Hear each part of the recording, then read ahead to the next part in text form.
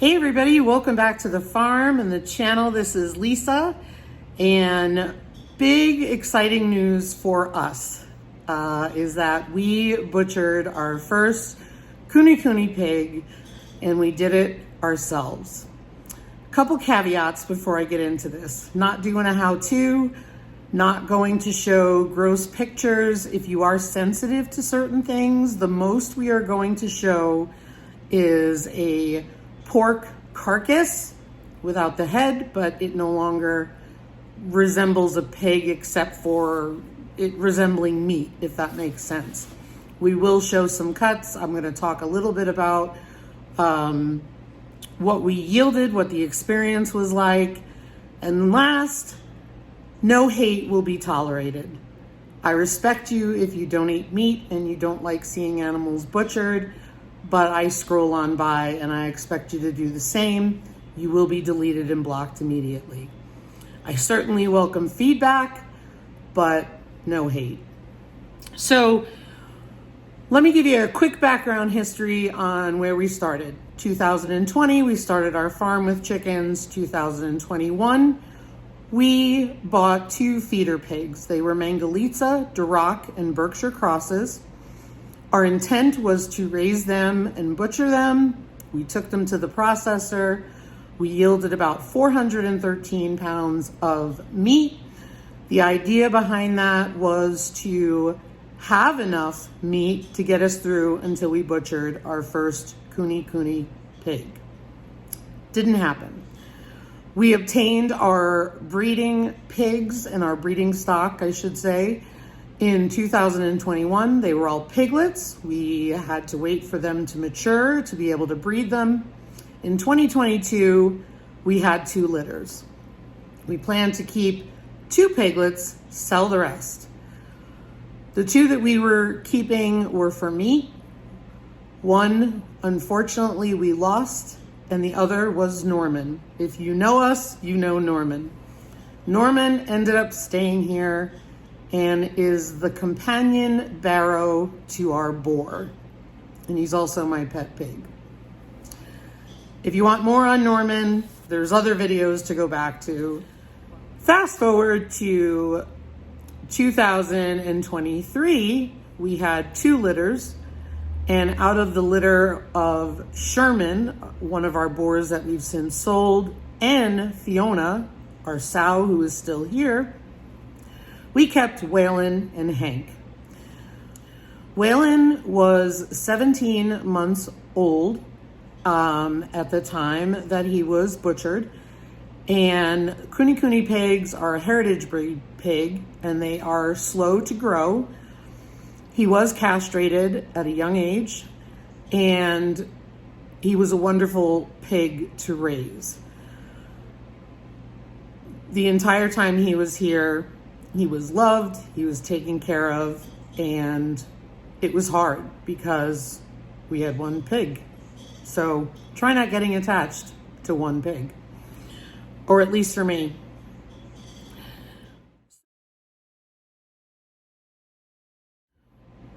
Butcher day came, and unlike many who load up animals and put them in the trailer the night before or the day of and drive them to the processor, this was much different. We woke up early. We went down to feed everyone. We fed the other pigs so they were distracted. Of course, they were in a different area. We went down to dispatch Waylon. He was dispatched. We did not get a live weight on him because we were otherwise distracted. As you can imagine, it's emotional. And even for the person dispatching him. See? And they say farmers don't care about their animals. So down in the area that he was dispatched and handled, for lack of a better term. And anyone who dispatches animals knows what happens after you dispatch an animal. A part of that is making sure that things drain. I will say it like that. Once that was done, we used the tractor to bring him up to the area where we would work. We then began the process of preparing the meat to hang for 24 hours. Two things that I learned from this experience, and I want to say first up, I'm not going to go into detail. It went smoothly. We are eternally grateful for that. He had no fear at all. He was waiting for food, which is typical in the morning. So that was number one, no fear. I really like that aspect. The other thing is he was gone quickly, and a calm pig made that easy.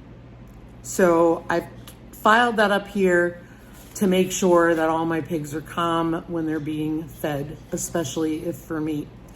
Many of you know Grant, our boar, is not so calm. So that would be a challenge.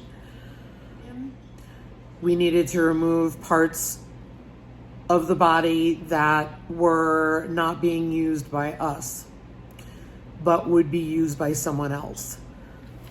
Once it was down to a meat carcass, we hung it in the garage by bringing it down on the tractor, hanging, and then hung him in the garage on an engine hoist. It made it a lot more manageable for the two of us to do this breed because of their size. I did want to say the total hanging weight, which was without organs, etc., and without the head, and anyone who knows what I'm talking about, hanging weight was 176-ish pounds. So his live weight could have been as much as 250. We don't think he was quite there though. So each side was about 88-ish pounds. I don't have it written in front of me, but 176 divided by 2. 88-ish pounds. And that was still with the feet intact because of the way that you hang the meat carcass when you're butchering. At that point in the garage, we hung 2 halves of the meat carcass to be able to allow it to do its thing, and then also the next day prepare for butchering. The rest of the day was kind of a somber day for us. We didn't do much else. One of the things I want to point out is we went out of our way to ensure that the waste was extremely minimal. Feet, head, organs went to one friend who is from Romania, knows how to use all that stuff to make delicacies. We don't. He's going to show us, but for now, he's enjoying it, thrilled that he got it.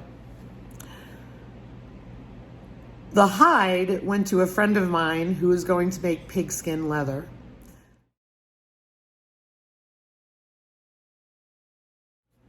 We worked 1 half at a time down in the garage where it was protected. We could close the door, but it was also a day that was cold enough to keep the meat cold and safe. So I want to clarify, we would work down by the garage and we would take the 2 halves one at a time and make them into more manageable pieces and do that cutting outside. We had the heat off in our house, so it was nice and cool. And then what we would do is bring up the pieces of meat that were more manageable, put them in food safe totes, bring them up to the house, and we would do the final cuts up there. By the end of the day, on day 2, that is when we took all of the meat. So later on, if you don't hear certain cuts of meat, why didn't you get 2? We decided to make sausage. And so the sausage had to be seasoned, ground, and it had to sit overnight in the fridge before packaging it the next day. On day 3, we took the sausage out of the fridge. We fried up some samples to do a taste test, make sure we liked it, and we did. So we didn't need to make any adjustments. And from there, we ended up packaging and freezing all of the sausage. After that, lots of cleanup. Let's talk about what we got. 17-month-old pig. With Kune pigs, they say that if you feed them more, you're going to get more fat. Oh, yes, you do. There was so much fat on this pig, and they also adapt to their climate. We live in a cold climate. They had a thick layer of fat.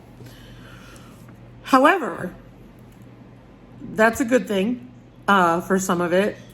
But understand, this is meat for the two of us. It made it manageable as a smaller breed, so less meat is to be expected. One thing I will say is we doubled his feed from an early age, and he grew quite large quite quickly, and we were pleased, and you'll see why shortly. Quick rundown. As for pork belly, we got a total of 14.8 pounds of pork belly, which will be cured and smoked by us to make bacon. Ribs, which are very small on this breed, we got 3.6 pounds. Leaf lard. Kune pigs are known for leaf lard. I will render it and use it for cooking. We got 3.6 pounds of leaf lard, which is exciting. 3.6 pound bone-in loin roast. 2 pounds of a boneless loin roast. That was our choice. We got 14 pounds of pork chops. Now, I'm going to put the picture on the screen here because these pork chops were beautiful. Everyone that I have spoken to who raises kunis has said their pork chops are like lamb chops. I've had them. They're like the size of lamb chops. We were super impressed with the size of these pork chops for a kuni. He really had some good traits in him as a pig. 22.6 pounds of Italian sausage. We did bulk. 4 hocks were 4.5 pounds. 2 of them we gave away to the person who also got the head. We got a Boston butt, 4.8 pounds. A picnic roast, 5 pounds. Rear ham is 10.2 pounds, and we will also be curing that and smoking that. A lot of back fat. We have 12.8 pounds of back fat that I am keeping to make soap. I will render it and make soap with it. Right now it's in the freezer. And I think that I have it all. As you can imagine, with 2 of us moving quickly, being exhausted, being cold, emotional the first day, I may have missed something, but I really don't think so. So it's about 105.1 pounds, which is about a 60% yield from the hanging weight. So not bad. The only thing that was discarded was bones, fat, and gloves, because at some point I had too much fat and it's too much. The head alone weighed about 25 to 30 pounds on him. And of course that's before our hanging weight, but we just found that to be unbelievably large. It was hard work. I would say a total of 2 days. Even though we spread it out over 3, it was a total of 2 days hard work and completely worth it. We had to wait a long time to get here. I am not opposed to the processor way of doing things, and we may do that again. I totally get it. There's a feeling of being able to process your own meat that I can't compare to anything. For me, I also felt compelled to be present when he was dispatched, because it's my feeling, in my opinion, that if you are there to raise animals in good times, you need to be there in bad times. A shout out to my husband. He is obviously the main point person on the butchering, and he has prepared hogs for pig roasts before, but he's never butchered a pig before. And he did an absolutely beautiful job on the cuts. The resource that my husband used was a book. And I know that there's a lot of resources out there, and sometimes it can get very confusing to have to go through all the commentary and decide the validity of the resource and so on and so forth, right? He would recommend this book, which is Basic Butchering of Livestock and Game by John J. Metler Jr., DVM, which is a vet. And I'll put an affiliate link in our description box if you're interested. But this book was out there on the butchering table, getting full of grease and you name it, and had to be cleaned because it was right there. It is a very succinct book, tells you exactly what to do in very little words, makes it very easy with diagrams, and it really helped us to do this. And I'll give you an example. So, highly recommend this book. It has been great for us. We have used it for deer, turkey, chickens, and now a pig. So, really, really helpful. Highly recommend this resource, and not even bother and looking at any others. When you go on YouTube and you see these experts butchering animals, they make it look so easy because they do it all the time. However, the reality of it is, it may be your first time like us, and you're sitting there saying, how come it's not working the way it should? The reality of it is this guy says, put 3 fingers here, look for this bone, cut here. That easy. And last point I want to make is, over the years since we got those first 2 meat pigs, we have been amassing the tools to do this on our own. So it wasn't one outlay of money. We looked at auctions, we looked at yard sales, we looked at store sales. Anywhere that we saw butchering stuff, we made sure we had that we needed to make life easier. So being prepared really helped. Well, guys, for those of you raising coonies, or those of you interested, or whoever's watching this, right? I thank you for watching, and I thank you for being kind and supportive. A lot of you were very supportive when we posted we had butchered our pig. And I thank you for watching and for following our journey. And have a great day. Take care.